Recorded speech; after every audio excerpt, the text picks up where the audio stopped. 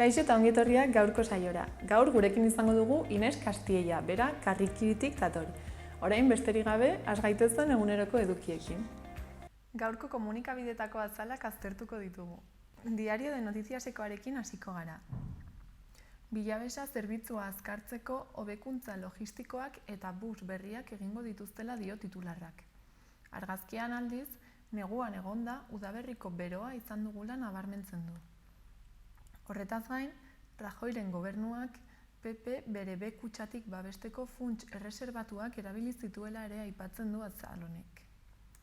Portadaren goiko atalean, FPko errendimendu akademikoak saria duela dio alde batetik, eta bestetik hegazkin matxuratu batek Barajasen alarma piztu zuela jakinarazten du.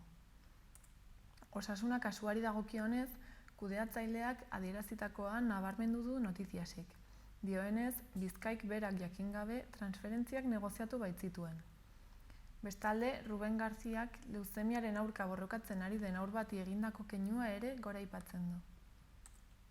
Iruñean, Mekaren lurretan merkataritza eta etxebizitza proiektuak egiteari argi berdea eman diotela azpimarratzen du. Eta bukatzeko, PSNek Lizarrako idazkari nagusia kanporatu duela jakinarazten du. Diario de Navarraren azalarekin goaz orain. Titularrak dioenez, lanaldi jarraitua Nafarroako 100 ikastetxe ingurutan dago martxan.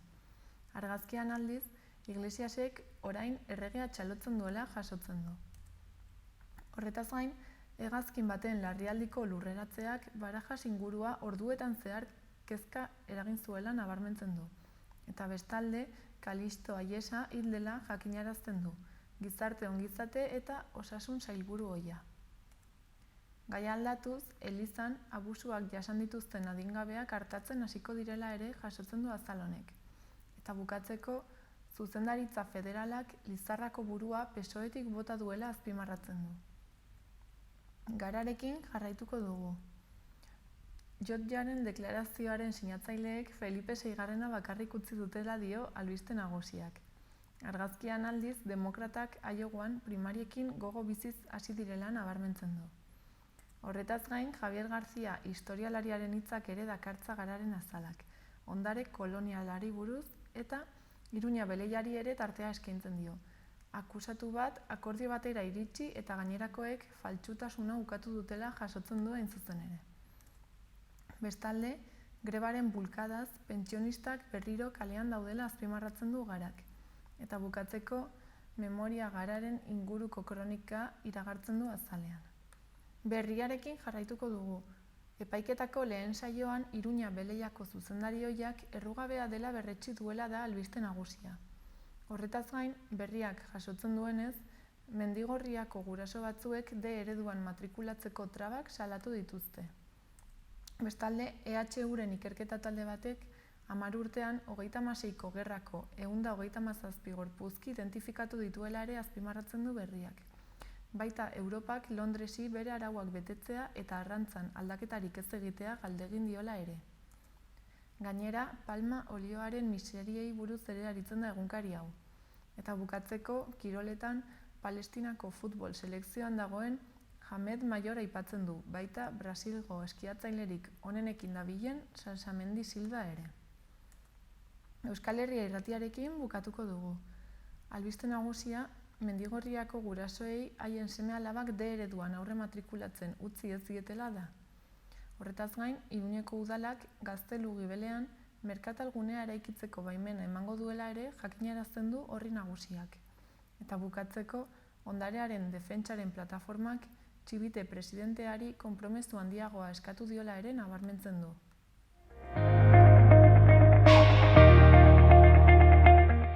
Gaurko eta biharko eguraldiaren iragarpenak ikustera goaz orain. Gaur, udaberri giroa albo batera utziko dugu. Fronte bat sartuko da, iparraldeko haizea nagusituko da eta temperaturak behera egingo du nabarmen. Orokorrean, beroenak ez dira 12-15 gradutik pasako eta lehen orduetan neurtuko dira. Minimoak berriz azken orduetan izango dira. Hodeiak ugariak izango dira eta euri pixka bat ere egingo du, bereziki Kantauri surialdean eta egunaren erdialdeko orduetan. Bihar, asteazken goizaldean oraindik ere hodei hondar batzuk izango ditugu. tantaren bat baztertu gabe, batez ere ipar ekialdean.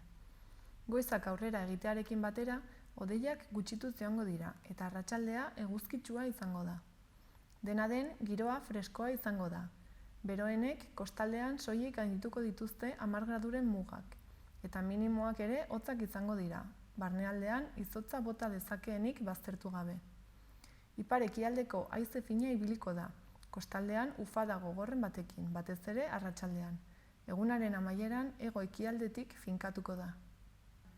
Ikusitzagun gaurko eguneko efemerideak. 1913ko otsailaren 4ean, Rosa Parks eskubide zibilen aldeko estatubatuar aktivista jaio zen.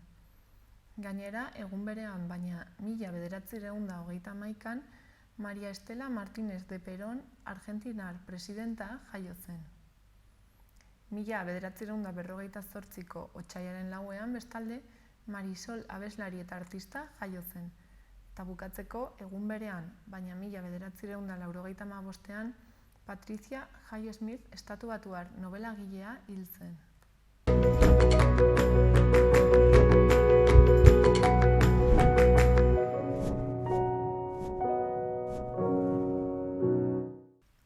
Udalerrietako albisteak ikustera joango gara orain. Berriobeitirekin hasiko gara. Gaur, Santa Ageda bezpera ospatuko da. 6etan aterako dira Maria Dominguez gizarte etxetik Artika berriko karriketan barna kantuan ibiltzeko.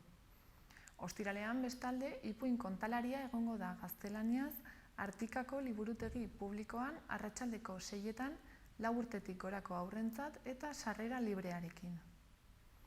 Gainera, bihar arte Aintzoaingo festak ospatzen ari dira, eta bukatzeko otsailaren 28 arte Meraki emakume begiradak erakusketa bisitatzeko aukera izango da Artikako Maria de Maeztu kulturetxean. Berriozarrekin jarraituko dugu. Otsailaren 7 arte Natureskolan goizez Alboan gobernuz kanpoko erakundearen pertsona migratzaile eta errefuxiatuen dramaren inguruko erakusketa bisitatu daiteke. Eta otsailaren 10 arte, Afrikako erretratuak Nafarroan erakusketa ikusteko aukera dago udaletxeko kulturgunearen ondoan. Horretaz gain, gaur Santa Ageda dela eta Abesbatzen kalejira egongo da arratsaldeko 6etan kiroldegiko kirol tabernatik hasita. Eta gaur ere, baina liburutegiko jardueren barne, 7:30 irakurle kluba bilduko da Edurne Portelaren Mejor la ausencia liburuaz aritzera.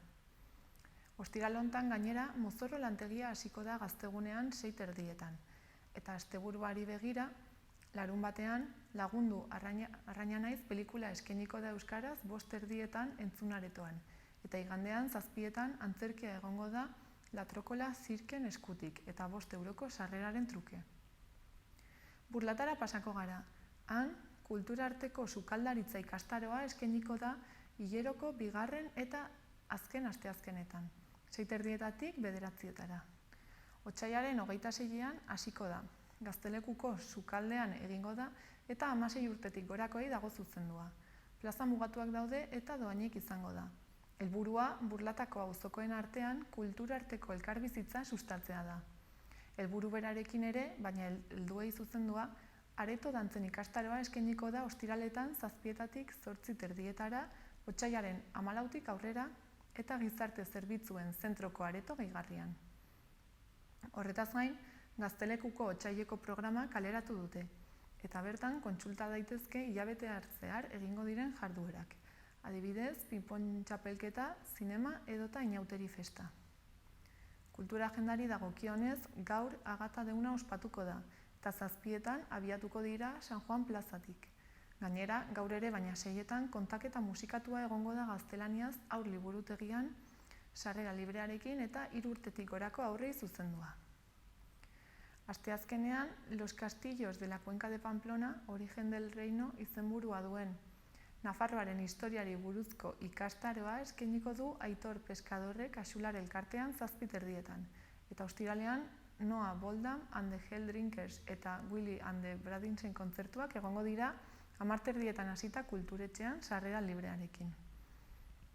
Larunbatean bestalde, Iruñeko Sinfonieta Orkestrak beste kontzertu bat eskainiko du kulturetxean 8:00. Kontzertuan, Star Wars saga zinematografikoaren piezarik ezagunenak interpretatuko ditu orkestra sinfonikoak, eta pelikularen irudi originalak lagunduta eginen dute. Sarrerek aldez aurretik 8 euroko prezioa izanen dute eta 10 eurokoa lehiatilan bertan erosita. Bukatzeko, igandean Babian zaude antzezlana egongo da kulturetxean 5etan euskaraz. Honen sarrerek 5 euroko prezioa izanen dute online eta 6 eurokoa lehiatilan. Orkoienera pasatuz, han ere Agata Deunaren abesbatzak ibiliko dira gaur herrian barrena. 5:00 abiatuko dira Gernika plazako jubilatuen elkartetik. Eta bukaeran, askaria eta txokolatea eskainiko dituzte Arninatzeta elkartean. Iruñako albisteekin bukatuko dugu. Gaur, auzo eztabaidaguneen beste saio bat izanen da Txantrean. Saioa Salestarren zentro komunitarioan izango da 6:30 eta sarrera librea da. Iruñeko alkate Enrique Maia eta auzo horretako zinegotzi Fermin Alonso izango dira bilerako buru, eta auzoan interes handiena sor dezaketen gaietan espezializatutako udal teknikariak ere han izanen dira, topaketan sortzen diren galderei erantzuna emateko. Bertaratutakoen ahozko galderez gain, toki horretan, galdera zein iradokizunentzako kutxa bat paratuko da, eztabaidagunera doazen guztien parte hartzea errazte aldera. Halaber, helbide elektronikoan galderak eta proposamenak jasotzen dira, eta online jasotako mezuen gainean aurrez aurreko saioan zehar ere eztabaidatuko da. Bilera hori, gainontzeko auzo eztabaidaguneetan bezala, zuzenean ikusten ahalko da udalaren webgunean edo YouTubeko Participa Pamplona kanalean. Emisioaren ondoren, auzo eztabaidaguneak osorik ikusten ahalko dira YouTubeko kanal horretan bertan, zein Iruñeko udalaren partaidetzarako webgunean. Bukatzeko, jakinarazi dutenez, udalak 436.000 euro banatu ditu 19 kirol modalitatetako 58 talderen artean, izaera ez profesionaleko nazioko lehiaketa ofizialetan parte hartzeagatik.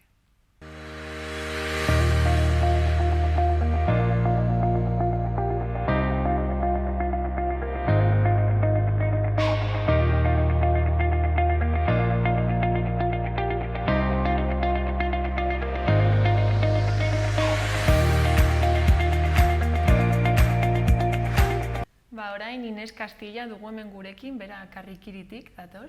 Kaixo, arratsaldeon. Kaixo, arratsaldeon. Zer moduz? Ongi, oso ongi, hementzen. Torri zara pixka bat komentatzera, ez? Urtarrilean egin dituzuen ekintzak edo jardunaldiak, eta ere otsailean egingo dituzuenak. Bai, hori da, pixka eta aurretik egindakoa, orain arte egindakoa, eta hemendik aurrera aurreikusten dauzkagun ekitaldien berri emateko. Bai, eta nola joan da urtarrilea?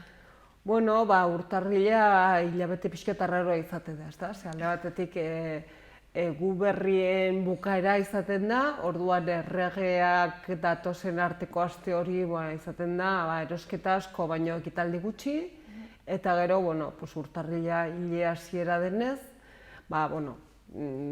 nabarmenena berapenen kontua, eta Karrikirin ere badauzkagu berapenak, batez ere arropetan bai gizon, emakume eta aurren arropak, euskal markadara batenak, Euskal Herrian ekoiztutakoak eta kalitatezkoak. Eta 170 arteko berapena daukaten arropak aurkitu daitezke, beraz, aprobetxatu egin behar da olako aukera, ezta?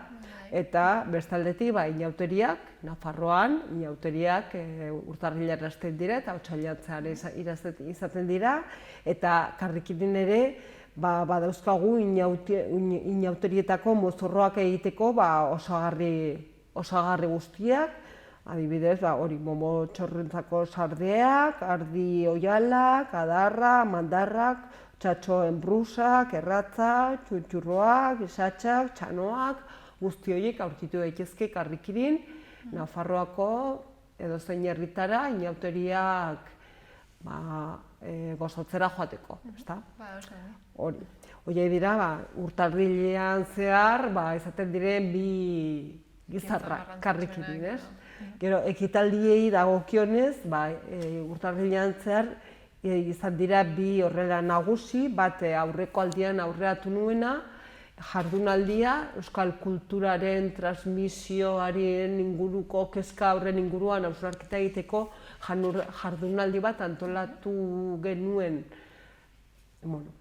Karrikirik Nafarroako Euskara Teknikarien Sarea eta Luiar Fundazioarekin batera, Ari Izpia hartzen izenekoa, eta bertan esan jardunaldi polita izan zen, ia 100 lagun bildu ziren area, eta jardunaldian zehar, Josu Amezagak irikezuan jardunaldia pixkat Euskal Herriko kulturaren inguruan egoera sozio, esango duke, perfila, ez? Euskara konsumitzaileen perfila nolako azte pixkat kontatzeko, azaltzeko. Ondoren Miren Artetxek ere bertsolaritza eta gazteen arteko harremana erlazioari buruz bere tesian oinarritutako hitzaldi bat eman zuen, interesgarri izan zen ikusteko gazteek euskal nortasuna bertsolaritzaren bidez nola bereganatu izan duten.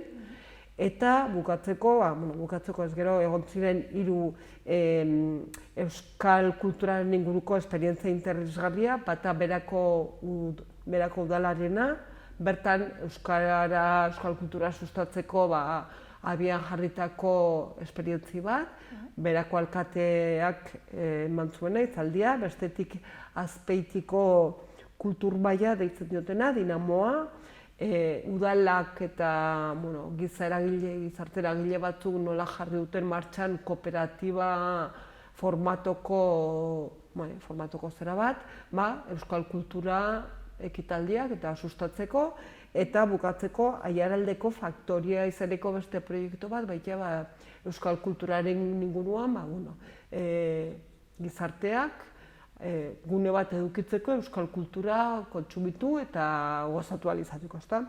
Eta, hiru esperientzia interesgarri izan zen, egon zen baita ere entzuleen artean elkar hausnartu eta gogoetatzeko euskal kulturaren inguruko transmisio eta kontsumoaren inguruan dauden kezkak eta ze irten bide, ze gauza egin daitezke horren inguruan egoera hobetzeko.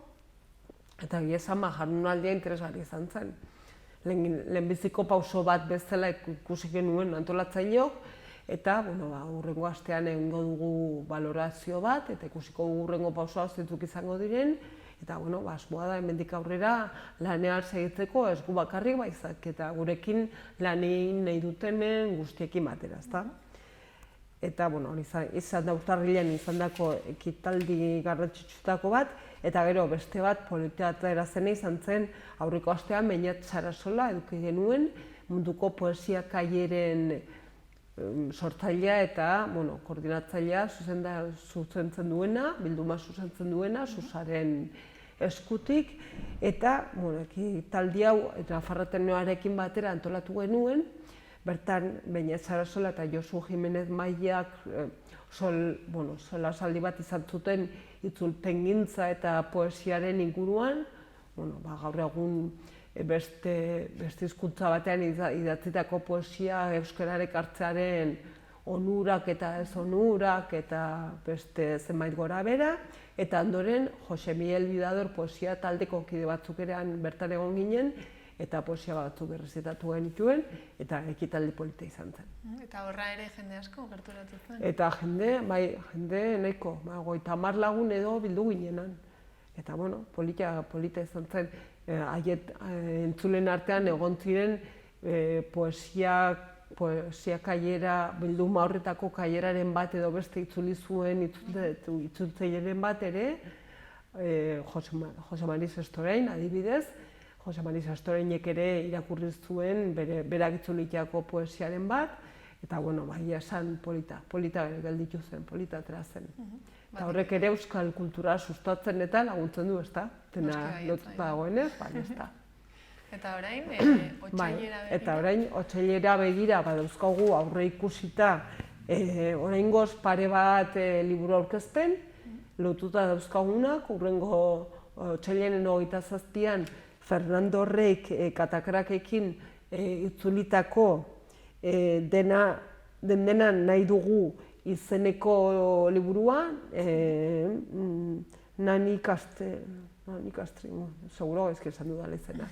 Bueno, Nani Castri, astu egin zait, Castrinik idatzitakoa, eta oraindik eguna lotu gabe dago, baino Hilbeltzako saria irabazi zuen liburuaren aurkezpena ere egingo dugu, Alfonso Gartziandiak idatzitakoa, Itxukolpeka izenburua daukana, eta Iruñan girotutako eleberri beltza bat dena. Orduan hori ere otsailean izango da, oraindik eguna lotu gabe dago, baino beti bezala, karrikiri.eusen sartuta eta agenda begiratuta, hor egongo da jakinaren gainean edukiko zaituztegu guztioi.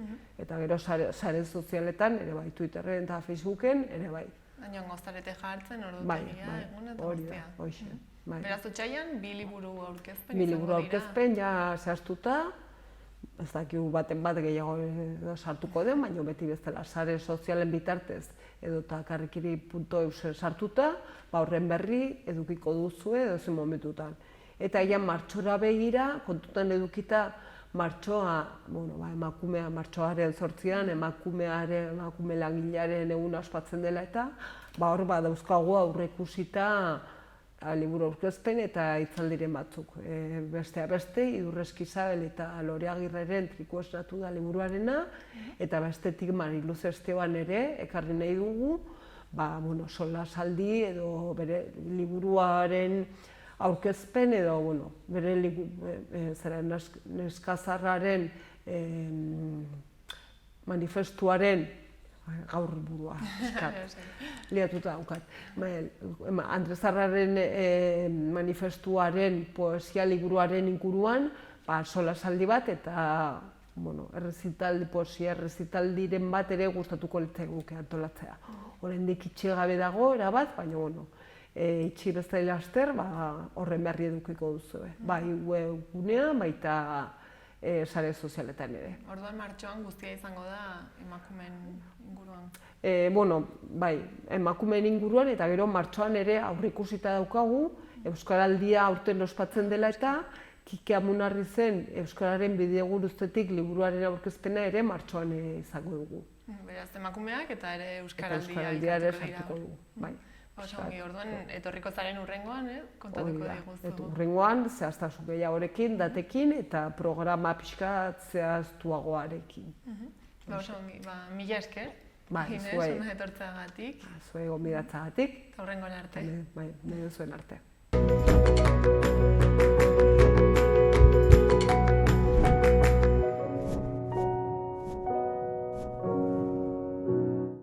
Errepasatu dezagun orain aste hontako agenda. Ostiralera arte, Gaztaroa 2020 mendi eta abentura astea ospatzen ari da Sanduzelaiko Zibiboxean ekintza desberdinekin.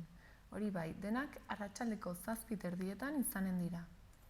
Bestalde, gaur hasiko da Garaikide 2020 jardunaldia Zibibox desberdinetan. Lehenengo jarduerak Kondestableko Zibiboxean eta Iturramakoan izango dira 7:30. Gaur ere, minbiziaren aurkako nazioarteko eguna dela eta txokolatada egongo da 4:00 6:00 Gaiarre antzokiaren atarian eta flashmob bat arratsaldeko 6 eta 4:00. Horretaz gain, minbiziarekin zerikusia duten testigantzak jasotzen arituko dira. Gaurko programarekin jarraituz, Euskal Mitologia tailerra eskainiko da San Francisco liburutegian arratsaldeko 6:30. Eta horretaz gain, Santa Ageda egunaren bezpera ospatuko da herri eta auzo desberdinetan. Bihar, Ipuin kontalaria egongo da Zibikan liburutegian 6:00 Ipuin oparia izenburuarekin. Ostegunean, familian egiteko lantegia eskainiko da Ingurumen Hezkuntzarako museoan arratsaldeko 7:30. Ostiralean, Oreka Tekis taldearen kontzertua egongo da Noengo Kulturetxean gaueko 9:00 eta 10 euroko sarrerarekin. Bardoak Nafarroako taldekako bertsolari txapelketak aurrera jarraitzen du eta aste hontan zenbait saio egongo dira. Otsailaren 7an, ostiralean, saio bat eskainiko da Zaldiko Maldikon 6:00 eta beste bat Barainaingo Gaztetxean 7:30. Gainera, igandean beste saio bat izanen da arratsaldeko 6etan Barañaingo Akelamendi elkartean. Larun batean, Lagundu Arraina naiz filma ikusteko aukera egongo da Berriozarko kulturetxean arratsaldeko 5:30 eta euro bateko sarrera ordainduta. Egun berean, Atarrabiako kulturetxean ura antzerkia eskainiko da arratsaldeko 5etan eta 3 euroko sarreraren truke. Igandean, Hiruherri trailaren 2. edizioa ospatuko da Uharten goizeko 10etan hasita. Apuntatzeko 12 euro ordaindu behar dira eta distantzia desberdinak egiteko aukera egongo da. 12:30 gainera Zinemaz Blai antzerkia eskainiko da Sarrigurengo Kirol hirian. Egun berean, familientzako Babian zaude antzerkia egongo da 5etan Burlatako kulturetxean 5 euroko sarrerarekin lehenago erosiz gero edo 6 eurokoa lehiatilan erosita. Eta Oiasko Iesa pelikula eskainiko da Txantreako biltokian arratsaldeko 5:30. Horretaz gain, igande arratsaldean 7etan Simplicissimus kabareta egongo da euskaraz Gaiarre antzokian, gaztelaniazko azpitituluekin. Sarrerek 8 euroko prezioa dute. Bukatzeko, igandean eta arratsaldeko 7etan ere Oreka TX-en kontzertua egongo da Aranguren Ibarreko kulturetxean. Sarrerek 6 euroko prezioa dute. Orain eta gaurko saioarekin bukatzeko Tximeleta taldearen bideoklip berriarekin utziko zaituztegu. Mila esker hor egoteagatik eta bihar arte.